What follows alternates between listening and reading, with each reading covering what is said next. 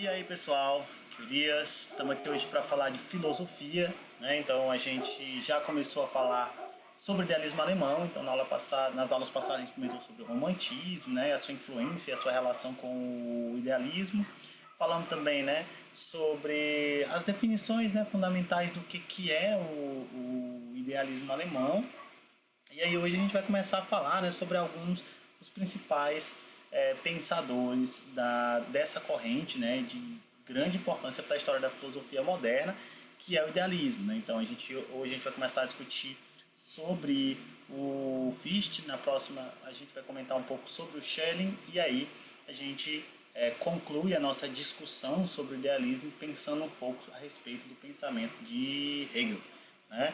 Então, de antemão, né? Faço uma leitura do capítulo todo, né? Para poder ter uma visão bem geral. Faço anotações, grifem as partes mais importantes, tá? E as dúvidas que surgirem na leitura, ou mesmo durante a aula aqui, mandem para mim lá no Google Class, eu vou responder. E aí a gente vai discutindo, dialogando e a gente vai aprendendo junto, tá bom? Então, vamos lá para a gente não perder muito tempo. Olha só.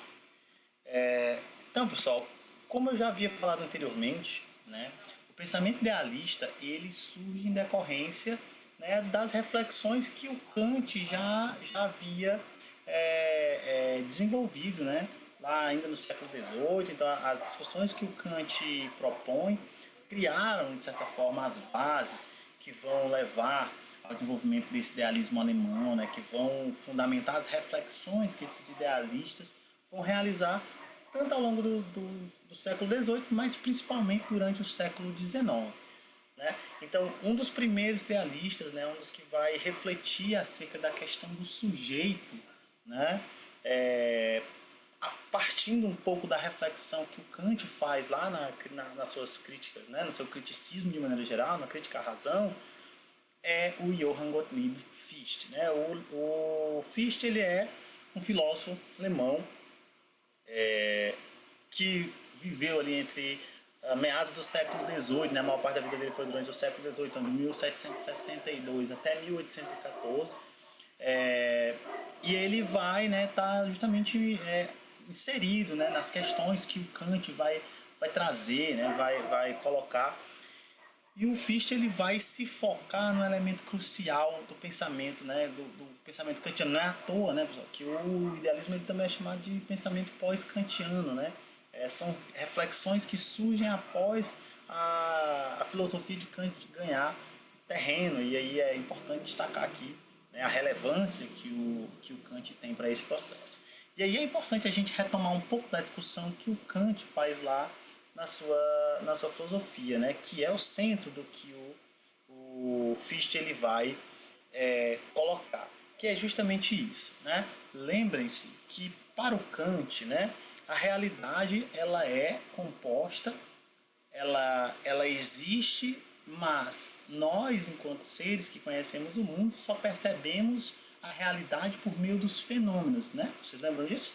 Né? Quer dizer, o que nós percebemos não são as coisas em si, mas a imagem de como as coisas aparecem para nós. Né? Então, essa perspectiva, né, e aí eu até falei na aula passada, né, como provar a realidade que eu não consigo perceber? Né? Como provar que algo existe? Como provar a materialidade de algo se eu não posso perceber esse algo por si, mas apenas a imagem que aparece na minha consciência da coisa? Né? Então, partindo desse princípio fundamental que o Fichte vai elaborar a sua reflexão. E aí, a que conclusão o Fichte chega, professor? Ele chega justamente isso, né?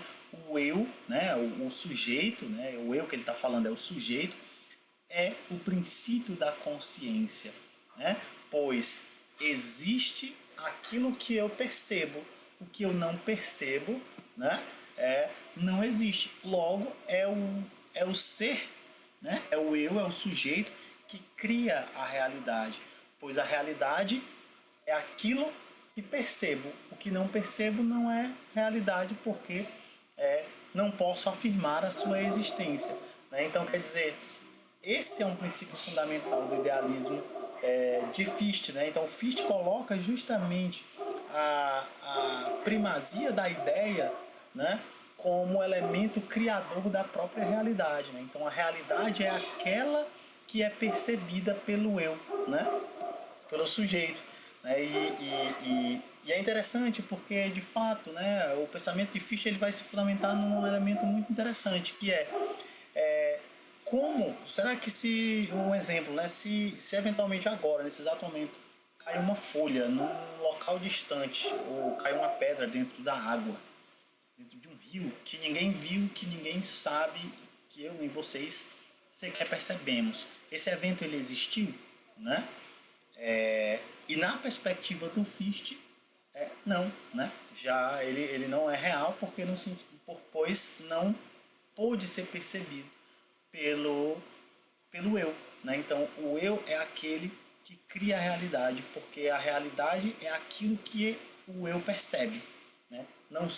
Não podendo ser outra coisa. E aqui é muito interessante porque o Fichte ele vai trazer justamente isso como uma crítica, né, a dois elementos fundamentais que são frutos do iluminismo. De um lado, o racionalismo extremado, que busca explicar a razão de todas as coisas, né? A razão, a explicação, a compreensão de todas as coisas por meio de uma experiência objetiva que é a própria ciência. Então o Fichte não é que ele vai criticar a ciência, não é que ele é contra a ciência, mas ele questionava, né, ele criticava justamente o que ele chama de supervalorização da objetividade. Quer dizer, a ciência, né, e a razão iluminista buscavam estabelecer conhecimentos absolutos, seja a partir da razão, seja a partir de uma noção objetiva. Né? E quando eu falo de objetivo, pessoal, estou falando que, sei lá, se a ciência, né, prova que essa minha camisa ela é verde e acabou. Né? A explicação científica, né, a prova, o empirismo, a razão absoluta na forma como se acreditava que a ciência era, isso é importante destacar. Essa é uma visão científica lá do século XVIII. Né? Essa ideia de que a ciência seria capaz de explicar o mundo de uma forma extremamente objetiva, precisa, e a razão proveria então essa verdade, né, absoluta. Inclusive esse é um pilar fundamental para o desenvolvimento do que posteriormente ficou conhecido como positivismo. A ideia de que seria possível chegar a uma verdade definitiva por meio desse conhecimento científico, empírico, racional e tal. E quando o Fichte ele coloca o sujeito, né, a subjetividade como elemento criador da realidade, ele vai justamente na contramão dessa objetividade de provar a existência das coisas por si. Né? E o Fichte ele vai colocar justamente o contrário, né? Que as coisas não existem por si, elas existem a partir da relação que esse sujeito ele percebe. Né? As coisas por si, ele até é interessante porque ele diz assim, existe o eu, né, que é o sujeito que percebe, e tudo que é externo ao sujeito é o não eu. Né? É aquilo que pode ou não existir, né? Aquilo que não há como saber de fato. Né? Então ele coloca aqui justamente isso. Ó, a definição que ele coloca é que a realidade é aquilo que o ser humano cria, né, em sua consciência, é aquilo que ele percebe em sua consciência como representação do mundo. Por isso ele é um idealista. Né? Ele coloca a ideia, as ideias, como primazia da própria realidade.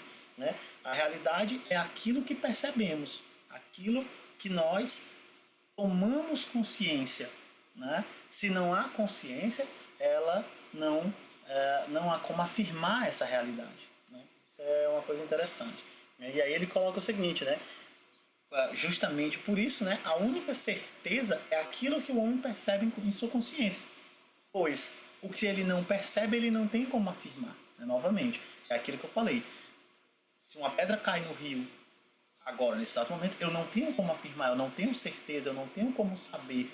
Logo, esse evento ele pode ser real, mas ele também pode não ser. Eu não tenho como afirmar, porque eu não percebi, porque eu não tomei consciência dele. Então, esse pensamento do Fichte, né, ele é base desse idealismo. É claro que o Fichte, depois o Schelling e o Hegel vão elaborar o seu pensamento em torno dessas questões. Né? E aí é o que ele diz. Né? Então, a consciência do mundo, a consciência da realidade e, quando a gente toma consciência, cria essa própria realidade, só pode ser feita por meio da ideia, por meio da, como o Kant chama de fenômenos, são os fenômenos. Existe o nômeno, que é o mundo por si, e o fenômeno, que é o mundo como é percebido por nós. E na concepção de Fichte, né, o mundo, a realidade só pode ser afirmada, aferida, por meio da consciência, ou seja, por meio daquilo que percebo. Não posso afirmar uma realidade que não posso perceber. Né? Então é justamente isso, né? Por isso ele coloca, a realidade objetiva é somente um produto da consciência do ser humano. A realidade objetiva, ela é um produto, né, dessa relação de consciência entre o ser, entre o eu e o não eu, né? Lembra lá, do eu, que é o sujeito que percebe, e o não eu, que é o todo externo em volta dele, que pode ou não ser percebido por ele. Tá? Então, olha só, é aquilo que eu falei, né? Então, a realidade em si, ela não existe por si mesma. Né?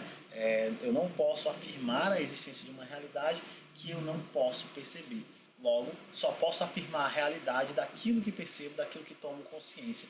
E aí, por isso, ele coloca a ideia como sendo o elemento, né, criador dessa realidade, aglutinador dessa realidade, porque é por meio dela, é por meio dessa consciência. E aí é importante destacar que o Fichte, ele não descarta a importância da razão nessa consciência, né? Mas é por meio dessa consciência dotada de razão que percebo o mundo e que é objetivo a própria realidade. Né? Então, o Fichte, ele traz, né, o centro da sua discussão, ele é o eu, o sujeito, aquele que conhece. Né? O Kant, ele vai estabelecer uma mediação entre o sujeito e o objeto. Aqui o Fichte ele dá importância principalmente para o sujeito, né? Para aquele, né, que percebe o mundo. Tá? Então, pessoal, é isso aqui, uma imagem aí do Fichte, né, para quem não conhecia ele. De maneira geral, né, essa é a filosofia do Fichte, né, entender qual é essa relação de criação de realidade, como o Fichte entende, né, o que significa perceber o mundo por meio dessas ideias. E aí na próxima aula a gente vai comentar um pouco sobre o Schiller, tá certo? Então, muito obrigado por assistir e até a próxima.